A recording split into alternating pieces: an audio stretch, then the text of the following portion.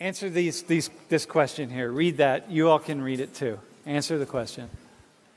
Which of these statements is true? Bro, what do you think it is? A or B? You think it's A? Yeah. Why is that?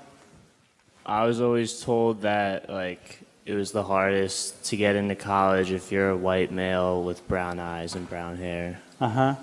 That's just what I was told, though. So you would say that, so that would be A. Yeah. Mm-hmm. All right. You think it's B? Yeah, I think it's B. Well, yeah? Why do you say B? Okay, so when I was applying even in India for here, I wasn't considered an international student, so I was still considered a domestic in-state student.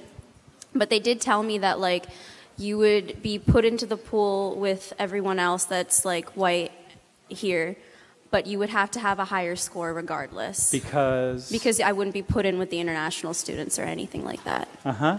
So I think it's B because Harvard is actually being sued right now by Asian Americans for discriminating against them, for actually not even giving them any kind of acceptance, probably because of this. Yeah. So one of the issues going on, one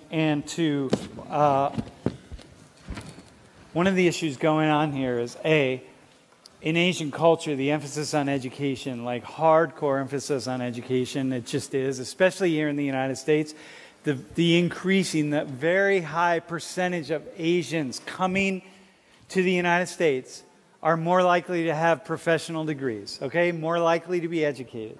But first off, what's the most educated immigrant group in the United States?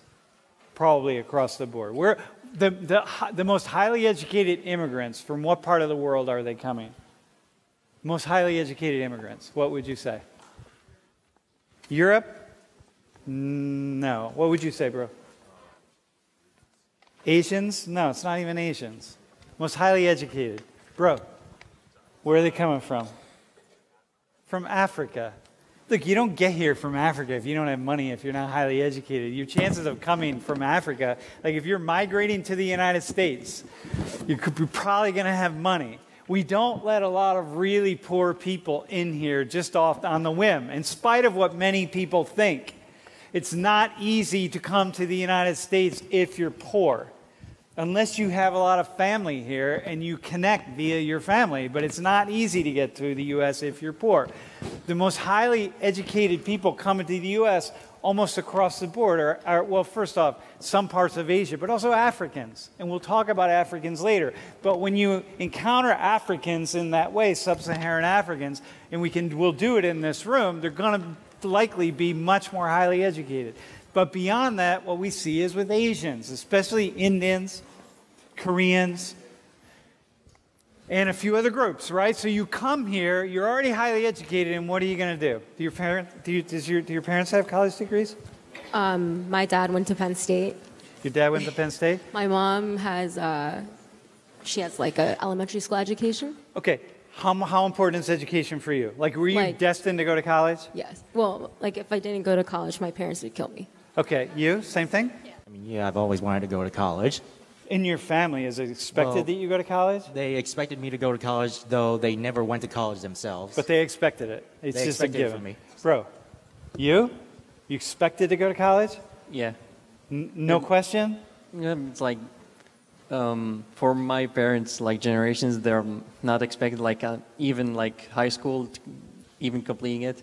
But like for ours, it's like you're expected to go to college and graduate. Then. Okay, bro.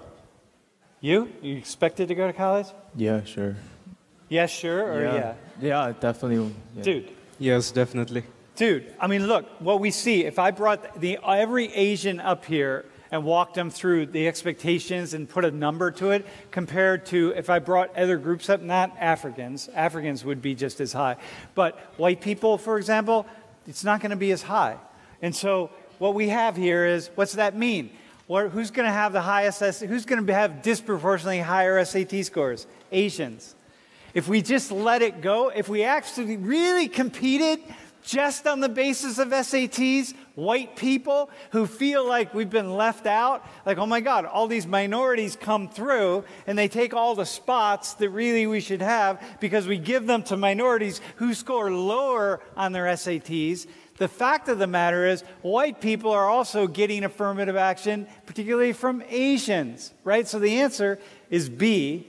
Definitely, if you're Asian, you got to score a lot higher than the average white person to get into a particular school, a good school. Certainly the Ivies, and certainly a place like Penn State, you got to score higher.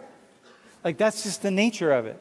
And so that's affirmative action benefiting white people, by the way. I just want to point that out.